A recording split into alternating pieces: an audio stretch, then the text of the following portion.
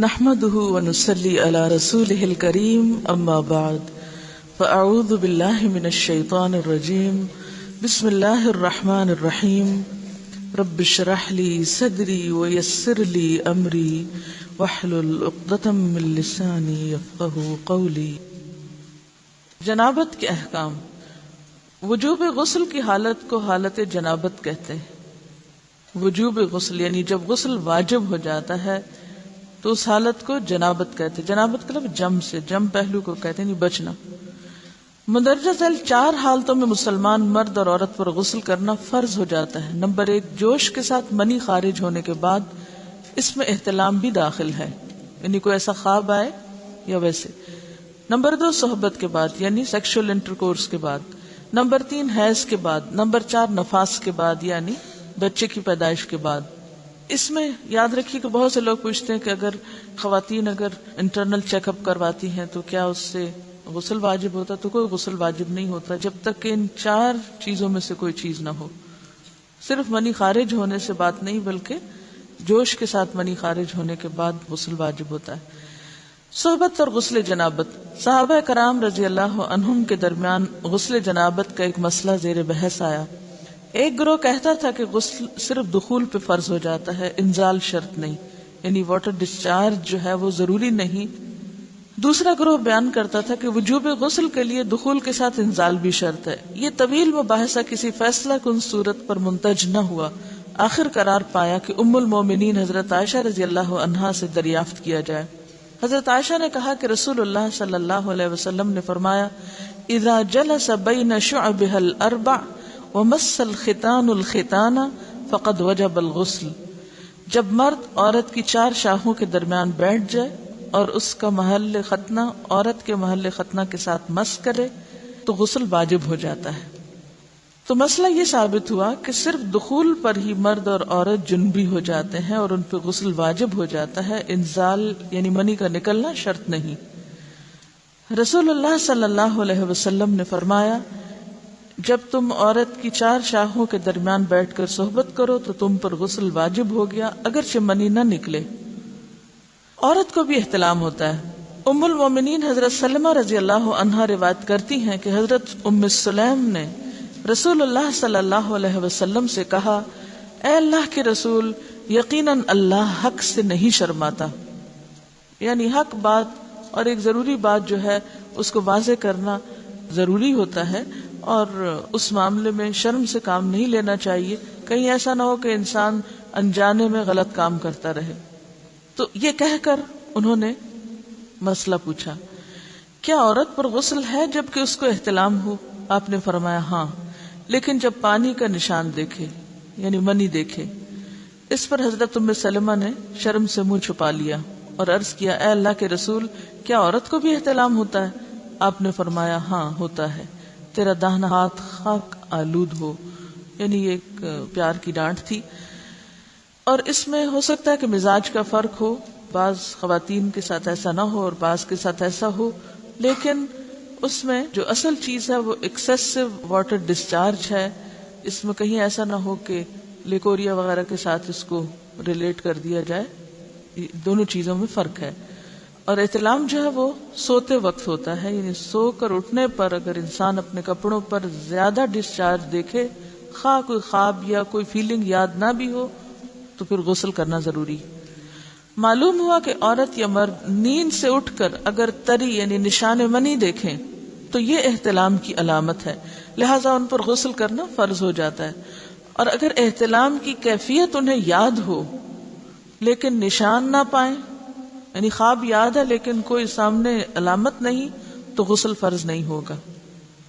ایسی صورت میں شک کی ضرورت نہیں ہے کہ نہیں میں نے خواب دیکھا اور مجھے خواب بالکل صحیح یاد ہے تو مجھے نہانا چاہیے، نہیں، محض خواب پر نہیں نہایا جائے گا جب تک کہ فزیکلی کوئی ایسی چیز سامنے دیکھی نہ جائے۔ جنبی کے بالوں کا مسئلہ۔ حضرت ام سلمہ روایت کرتی ہیں کہ میں نے کہا، اے اللہ کے رسول صلی اللہ علیہ وسلم، میں اپنے سر کے بال خوب مضبوط گوندتی ہوں، کیا میں انہیں غسل جنابت کے وقت کھولا کروں؟ آپ نے فرمایا، ان کا کھولنا ضروری نہیں، تیرے لیے یہی کافی ہے کہ 3 لپ پانی اپنے سر پر ڈالے، پھر اپنے سارے بدن پر پانی بہائے، پس تو پاک ہو جائے گی۔ یعنی بالوں کی جڑیں بھیگنا، سکن بھیگنا ضروری ہے، سارے بال کھولنا ضروری نہیں ہے۔ جنبی کے بالوں کا مسئلہ، حضرت عائشہ کو خبر ملی کہ حضرت عبداللہ ابن عمرو عورتوں کو غسل جنابت کے لیے بال کھولنے کا حکم دیتے ہیں۔ فرمانے لگی ابن عمرو پر تعجب ہے، انہوں نے عورتوں کو تکلیف میں ڈال دیا، وہ انہیں سر منڈوانے کا حکم کیوں نہیں دے دیتے؟ یہ حضرت عائشہ کی ڈانٹ تھی، یعنی وہ یہ تو کہہ رہے کہ عورتیں بال کھول کھول کے نہائیں، تو وہ پھر سیدھا یہی کہیں کہ عورتیں بال منڈوا لیں۔ میں اور رسول اللہ صلی اللہ علیہ وسلم ایک ہی برتن میں غسل کرتے، اور میں اپنے بال کھولے بغیر سر پر 3 چلو سے زیادہ پانی نہیں ڈالتی تھی۔ معلوم ہوا کہ غسل جنابت کے لیے بال کھولنے کی ضرورت نہیں، مگر یہ حکم صرف غسل جنابت کا ہے، غسل حیض کے لیے بالوں کا کھولنا ضروری ہے، کیونکہ وہ مہینے میں ایک دفعہ ہے۔ حضرت عائشہ سے روایت ہے کہ انہیں رسول اللہ صلی اللہ علیہ وسلم نے غسل حیض کے لیے فرمایا اپنے بال کھولو اور غسل کرو۔ اس میں آپ دیکھیے کہ دونوں چیزوں میں فرق کیوں ہے، دونوں کی نوعیت فرق ہے، اور حیض جو ہے وہ ایک نجاست کی کیفیت بھی ہے نا، قل ہوا اذی، تو اس کے بعد نہانا اور نہا کر خوشبو لگانا خاص طور پر اس کا سارا حکم آتا ہے، لیکن غسل جنابت میں نجاست کی وہ کیفیت نہیں ہے، یعنی حیض کا خون اور منی جو ہے ان دونوں کے حکم میں بھی فرق ہے، ٹھیک ہے نا۔ بعض علماء کے خیال میں جو منی ہے اٹ سیلف وہ ناپاک چیز نہیں ہے، اگر کسی کپڑے وغیرہ کو لگ گئی تو وہ کپڑا ناپاک نہیں، اگر اس کو خشک ہونے پر کھرچ کے صاف کر دیا جائے تو کپڑا صاف ہو جائے گا۔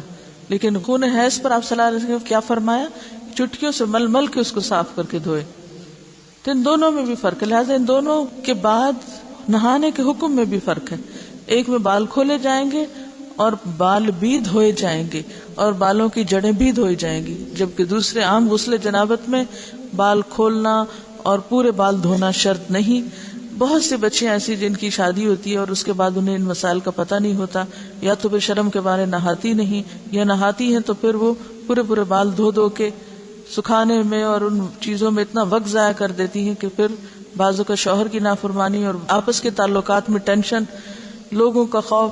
تو اگر دین کا صحیح مسئلہ پتا ہو تو انسان ان تمام مشقتوں سے بچ جاتا ہے اور ایک نارمل روٹین کی لائف گزار سکتا ہے۔ تو اس میں کیا، صرف 3 کپ پانی، 3 لپ پانی، یعنی 3 دفعہ کیوں کہ اگر ایک دفعہ ڈالنے سے پوری طرح نہیں بھیگا، آپ یہ بھی کر سکتے ٹیپ کے آگے سر کر کے تو ساری اسکن جو ہے سر کی اس کو آپ گیلا کر لیں، پیچھے سے بال جو ہیں اگر لمبے ہیں تو ان کو ایک طرف کر دیں تاکہ پورے بال نہ دھونے پڑے، نہ سکھانے پڑے اور نہ خشک کرنے پڑے، اور باقی جسم پہ پانی بہا لیں۔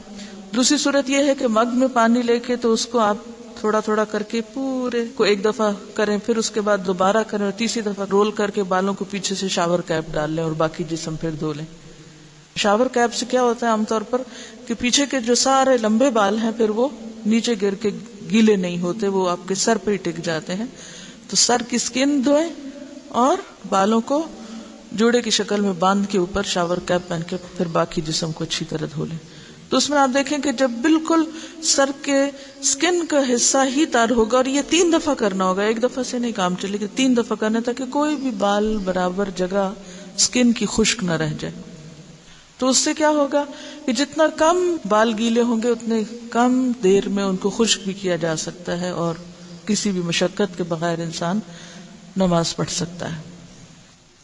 جنبی سے میل جول اور مصافحہ جائز ہے۔ حضرت ابو ہریرہ روایت کرتے ہیں کہ ایک دن بحالت جنابت میں نے رسول اللہ صلی اللہ علیہ وسلم سے ملاقات کی، آپ نے میرا ہاتھ پکڑا اور میں آپ کے ساتھ ہو لیا، آپ ایک جگہ بیٹھ گئے اور میں چپکے سے نکل گیا، گھر جا کر غسل کیا، پھر واپس آیا، آپ ابھی بیٹھے ہوئے تھے، آپ نے پوچھا اے ابو ہریرہ تو کہاں گیا تھا؟ میں نے سارا حال کہہ سنایا تو آپ نے فرمایا سبحان اللہ، تحقیق مومن ناپاک نہیں ہوتا۔ نبی صلی اللہ علیہ وسلم کا یہ فرمان کہ مومن ناپاک نہیں ہوتا، اس کا مطلب یہ ہے کہ مومن حقیقتاً نجس اور پلید نہیں ہوتا۔ جنابت حکمی نجاست